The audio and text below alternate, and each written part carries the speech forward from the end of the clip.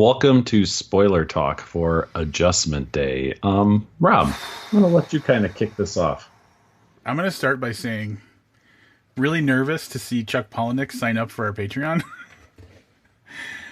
Like at the, you know what I'm saying? Because then he could hear Yeah, the spoiler yeah. talk. I might do this whole spoiler talk directly to Chuck. To like as if he's listening, or as you're Yeah, speaking right to him. yeah. I don't want to do that, but yeah. Ugh. I want to start off by saying I'm fairly certain I understand what he was trying to do. Do you want to talk about that? Like, what was he trying to do? Yes. So I'll give you my take. I think, and I don't know Chuck at all, right? But I think that he was trying to say that identity politics don't work. Okay. That maybe we should spend less time identifying as and trying to be, what we're born, if that's white, black, gay, whatever, and just trying to be members of society to get along with other people, maybe. Yeah. Yeah, but he didn't like. I like that, but so I'll agree with that. But what he did was he basically took some kind of radical ideologies and said, "What if?" To like basically saying what do they want and what does that ultimate end look like in reality, right? Kind of.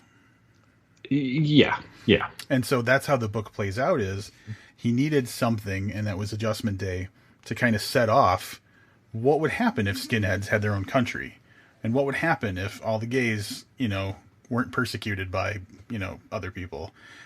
And that's what the book is, right? I think that's what he wanted it to be. But like, look, I'm gonna take the biggest chunk of what I disliked about this book. This book, and I understand it was supposed to be satirical, right? So I'm not saying that Chuck Palahniuk believes any of these things, but who the fuck did this book not offend? I know. So I'll start.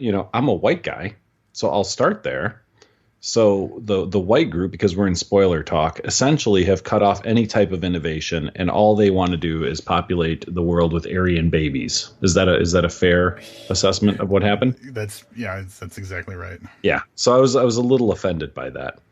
If you're black, you got a much better resolve.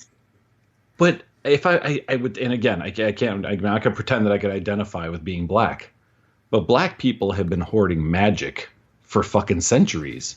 Black Black magic. people, yeah, black people can sing and make the earth shape itself around their song. Yeah, so really the black people, it is basically freeing themselves from the oppression of whites and becoming fully who they are capable of being, right? Yeah, and that's essentially like almost an alien being. Yeah, pretty much. So they had the secret for the pyramids all along, and the pyramids are actually spaceships, because within a year they have developed flying pyramids. Yep. And they have cured every disease. Yeah. And then, to make matters worse, on the white people side of things, as white people are trying to spy and figure out how to, white people were tricked into they all drink their own urine now because they believe it's going to cure cancer. Yeah, that's a total white person thing to do, though. So, but like I said, and it's not even like my first thought was he's giving black people some pretty cool stuff, and I thought, well, what if I was fucking black? And I'm listening to this guy and his generalization of my people is that awful. Is fucking terrible, right? Yeah. And then I'll be honest, the gays, they didn't do anything except try to figure out how to have fucking babies through forced insemination. Yeah. So that one kind of falls apart because that one really fell apart because there was supposed to be there's no procreation is the idea, and there's supposed it's all a bunch of bullshit because like the gays were depicted, and this is all it's so stereotypical, but like depicted as being like the group of people who bring prosperity wherever they go because they don't have the burdens of family and blah blah blah, like that type of thing. But it's really just kind of like it boils down to they're behind the eight ball because they need to make babies in order to get all of the gay kids into their country because it's a 1-for-1 trade, straights for gays. In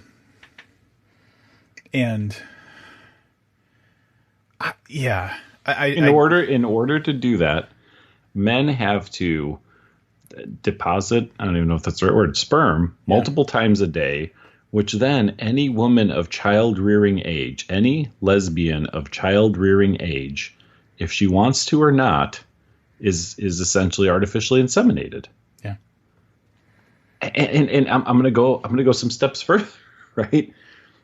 There are and again, apologies if I'm using the wrong terminology, but the butch lesbians are like openly catcalling like not butch lesbians on the street in Geisha. You know, I mean, it's just so like I felt dirty reading this for everybody. Yeah. I was like, this just makes me feel fucking slimy reading these depictions of people.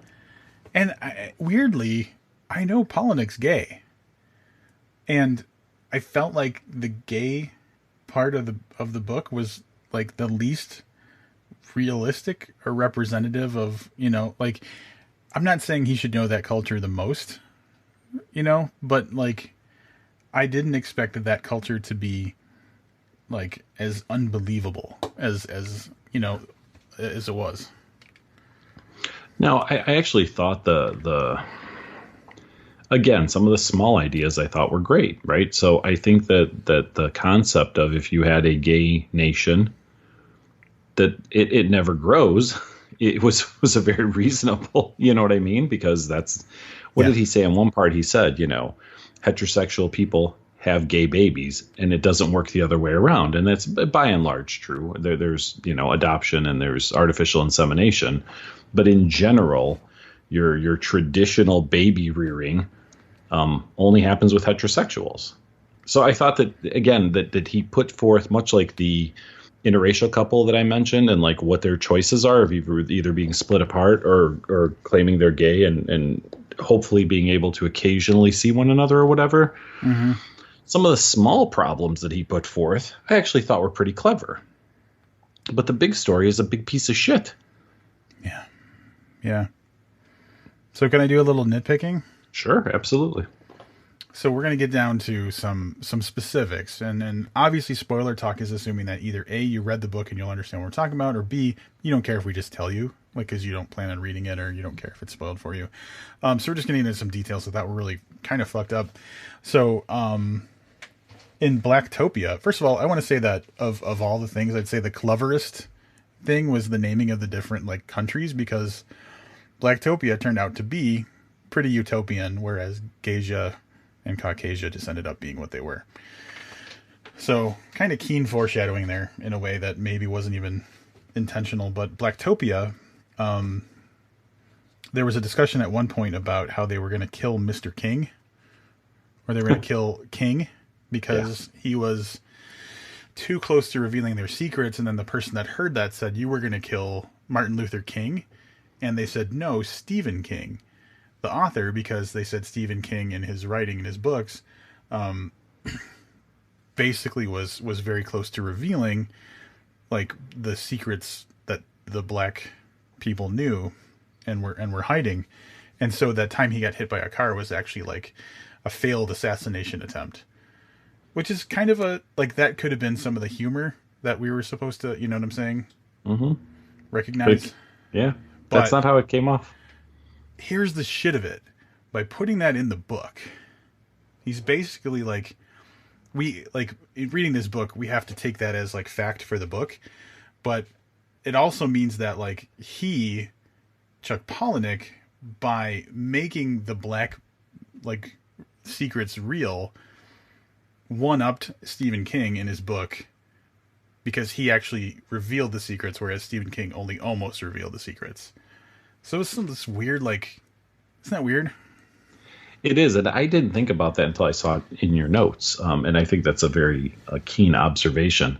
I was kind of pissed because he made light of something that really could have killed Stephen King, and added as a whatever jokey prop in your book is kind of a shitty thing to do. Yeah, it was like a bad SNL skit. Yeah, and Stephen King is, obviously he's a public figure and he's a wealthy writer and stuff, but he's not, you want to make fun of a politician or a dictator or, you know what I mean? Like, oh, okay. I'm shocked that there were no Trump jokes in the book. I honestly shocked because I felt like I saw that coming. Yeah. But really, fucking Stephen King, man, like nobody says anything bad about fucking Stephen King. And then to use his near death experience as a shitty prop in your book is it's in poor taste. Yeah, and it's tricky because and I'm typically I would probably be on the other side of this, but I don't think anybody, especially if you're a public figure, should consider themselves safe from, I guess satire in this situation. But at the same time, if you're gonna go for it, just do it well. This was just at best a throwaway joke, and just a poor reference, and I don't think it was necessary. It wasn't necessary. It wasn't like if for some reason Stephen King doing that had some sort of hinge to how the plot unfolded, then you could entertain the idea, but it just didn't work, I guess, is my problem with it. What are some of your other gripes? Speaking of not working, fucking Fight Club references. Yeah. Oddly enough, though, I probably wouldn't have put this together if you didn't put them so close together. Stephen King's the only other author I know that became at some point a character in his own story. Oh, I'm sure. Yeah, I'm sure that it's happened. Kurt Vonnegut does that kind of stuff, which I'll get to that in a minute too, because there's another author that he tried to emulate in this. But Kurt Vonnegut actually probably, I don't know if did you read? I think it was Breakfast of Champions. I know you read some Vonnegut books. I don't believe I read that one. In that one is fucking probably the most egregious example of putting yourself in your own book. He has a character named Kilgore Trout, and this is spoiling the book, but whatever. At one point, Kilgore Trout meets somebody in a restaurant or a bar or whatever, only to discover and kind of put together later on, in subsequent meetings, that the person who he met is his literal creator, being Kurt Vonnegut himself, the guy who wrote the book. I did read that. Does he ever say it's Kurt Vonnegut? He doesn't say Kurt Vonnegut. He calls himself maybe his creator or something like that. I gotcha. I guess maybe I didn't. I guess maybe because he wasn't named, I didn't put it together that way. But I did when you said Kilgore Trout, I was like, oh yeah, I did read that one. Yeah. So again, if it's done right, you could that's a trick. That's a hard trick to pull off. That's a high level of difficulty, and I feel like Vonnegut did it. I feel like Chuck Palahniuk did not do it. I'll throw in that I think Stephen King did it masterfully. Yeah, when it's done fine, you can forgive it. That's like purple prose. Let's talk about this for a second. If you write very purple prose and it's just really wordy and flowery and just overly indulgent, that's okay as long as it tells a better story. For most people, the majority of people, it doesn't. And then it's just fucking annoying and indulgent. But when it's done right, it's forgivable because it enhances the story. Correct. The Fight Club references were basically a stage for Chuck Palahniuk to state, for anybody who hadn't figured out in the fucking decades that this book has been out, what he meant for the book to be. Yeah. Yeah. Several times. Twice? Maybe it's twice. Or to proactively tell people, oh, this book is different than Fight Club, because it sounds a lot like Project Mayhem. It does kind of sound like Project Mayhem, doesn't it? I have a plot issue. Love it. And maybe you can help me out with this, because actually you said that they would test the DNA of ears, and I missed that the first time around because my my thought was, how the fuck are they going to know whose ear I just turned in?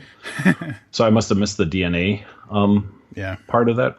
So Talbot Reynolds is a rich old man who's kidnapped by Walter, correct? So that he can mentor Walter. Yeah. Okay. Now, he throws around a bunch of other names like Warren Buffett and Bill Gates or whatever, and I might be wrong on the names, but then he settles on this guy, on Talbot Reynolds. Mm-hmm. So if Talbot Reynolds has any at all notoriety, fame, fortune, when they put the guy on TV and say he's Talbot Reynolds, wouldn't that strike a chord somewhere? People would be like, that's not fucking Talbot Reynolds. Talbot Reynolds is like 75 years old, and this is a younger, whatever, he's in his mid 40s or something. I don't remember what the description was, but I was like, if you said this book was written by Bill Gates, and then like I got on TV and said, hi, I'm Bill Gates, people would be like, no, you're not fucking Bill Gates, dude. We know Bill Gates. Yeah. So I had an issue with that I kept thinking was going to be revealed, and then they do the big reveal for him is that he wanted it to be called A Judgment Day, which didn't make any fucking sense. I mean, not that it didn't make any sense, but it didn't impact the story at all. That was the big reveal for the actual Talbot Reynolds, the old man whose words these are. I think that was the second joke, if you want to talk about ingenious comic. God, Jesus, man. But that was such a like groaner of like a, like rim shot kind of. It was a fucking he heard him wrong. Yeah. Yeah. That was a groaner. Well, I kept waiting for like a reveal that really he kidnapped a guy who, was down and out or something. You know what I mean? That he got the wrong guy and or something, like he had reason to believe this guy had money, but he didn't. Yep. He was just some crazy homeless guy that, went to Goodwill and bought a suit or something. Like, right. Like he basically, and it never came. Yeah. Like as if he went about ruining, like the free world based on the ramblings of someone who was not who he thought he was. Like that would have been pretty fucking cool. Yeah. And like I said, the clue there was that he gave a guy who's on TV 24/7 the same name. Yep. Yeah. And now, so here's a better story. So Chuck, now I'm talking directly to you if you're listening. When you do Adjustment Day remix, make Talbot Reynolds, the old man, a crazy homeless guy, and have us follow the actor who plays Talbot Reynolds, his story through the book. Maybe we see everything through his eyes instead of through 38 different people that we couldn't possibly fucking care about. Did you care about any of these characters, any of them at all? Maybe, what's her name, Shasta? Yeah, I mean, she was fun. She's neat. But there wasn't enough of anybody in this book to develop like an attachment. And then what's this bullshit at the end where they all end up in no man's land or whatever the fuck, the Barrens or whatever the fuck they call it? Like every character in this book shows up at the same little copse of trees. At the same time. Yeah, they've all escaped their different places. And the President of the United States shows up there, who is not even a character in the fucking book. His appearance is on the final page of this book. Yeah. Yeah. I mean, again, going back to what I think he wanted to point out that all of this was going to be failures, right? But like, there's a flaw in that too, because like the war between Geisha and Caucasia and Blacktopia that happens toward the end of the book is all caused because this kid kills someone in Geisha, and then he blames it on Caucasians. It's not because their actual systems actually failed. It's because someone lied. Yeah, that's true. So, like, it doesn't even demonstrate, if this is what he was trying to do, it doesn't demonstrate that an all-gay country would necessarily not work. And it doesn't demonstrate that, well, the white people were making some really bad choices, but it doesn't ever, that economy never collapses. And obviously the Blacktopia, they were doing great. No, they're all fucking disease free and have goddamn magic. Yeah, they got like robot butlers and stuff. So like, it was so goddamn it, man. It was just so like, yeah, the ending was far from satisfactory, and it didn't do anything to prove Talbot Reynolds the guy who set this into motion, the reveal that what's his name, Walter, was killed, was the guy that was killed at the beginning. Yeah, that's kind of bullshit too, because like we know Walter was just trying to like a get rich quick scheme, and the fact that he did all of this and like started recruiting people and never realized it was actually going to happen, that's a bunch of nonsense. At some point he would have been like, I wonder why there's these fucking acolytes living in the basement. Yeah, that's all right. That's true. I do. I mean, all right. So if I like one thing, I do like that he inadvertently set this off. And then I guess going back to Talbot Reynolds, the old man, he was influential. So because he has the code to call the congressman. Yeah. So he wasn't just some lunatic. So I guess that takes out my theory, or my hope that there would be a twist. I guess when I put that together, we know that he was a, whatever. He actually was the influential globalist dude. Or someone that had some control, because he's the one who essentially tells him, hey, declare war before grouse season or whatever it is. Yeah. Yeah, this was my last Chuck Palahniuk book. I mean, I can't. And I want to say, like, in general, because he makes some literary references, and there's obviously at different points in the book, and you've read a lot of books, maybe you have or haven't read, but like, here's what I wrote. Here's my note. He tried and failed to write an Orwell book because it's got this very dystopian, like, like the people versus, the people in power versus the people not in power kind of thing. Tried and failed to write a Vonnegut book because it's very much trying to be a satire on the human condition and how, like, the worst about ourselves. And I honestly don't think I think he tried and failed to write a Palahniuk book. A Vonnegut book. Palahniuk. Oh, I see. Oh, he failed to write his own book. I gotcha. Yeah, I don't think this was like a legit Chuck Palahniuk book because, I mean, the books that I liked of his, they weren't so disjointed and erratic and weird, and he wasn't trying to write outside of his comfort zone. Like, there's freaking flying pyramids and stuff, and that's not something that works in a book that I would read from him. No, I mean, let's be honest. That doesn't work in any fucking book that you'd read. That's true. Probably get a Hugo Award, though. One big Hugo Award. Yeah, I don't know if I have anything else. Man, some of this book was really gross. I got to tell you, there's that scene where Shasta gets the spit from the other girl. I don't remember what her name is. Yeah. She's trying to pass the test, which we then find out is just someone else drinking the spit. And inferring what the the catheter kid. Yeah, and just inferring what nationality they are based on what he fucking feels. Apparently, I will say the catheter kid was a little bit of a letdown. Like, there's the 1 or 2 scenes with him, and at the end the reveal is that he's the high priest essentially to Thor or whatever the fuck that guy was trying or Charlie or whatever. Charlie. And I was like, that just seems so fucking wasted too. Yep. Like, in order for me to have cared about any of these characters, this book would have to be 1,000 pages. There's so many characters that you would have to flesh them out. But you know what I mean? You'd never can't just finish that book. Right, but I'm saying you can't spend 3 pages on a fucking character and expect us to give a shit what happens to him. I agree. So, I don't know. I don't have anything else. I've had enough. My final thought is, I'm not by any means an arachnologist, and I had to look up that term, because they're not insects.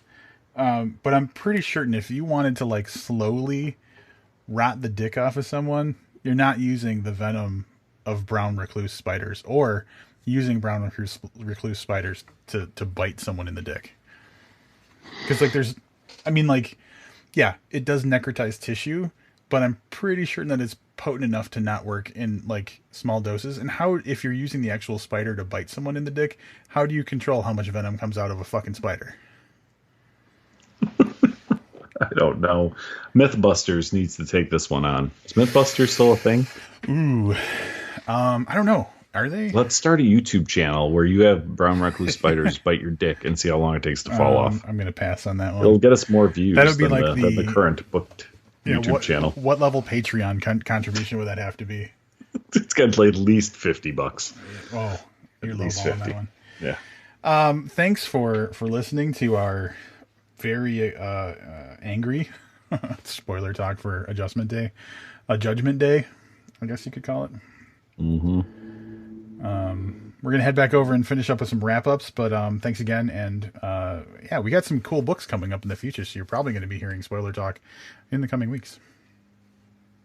Thanks again for being a valued Patreon contributor. Until next time, see you later.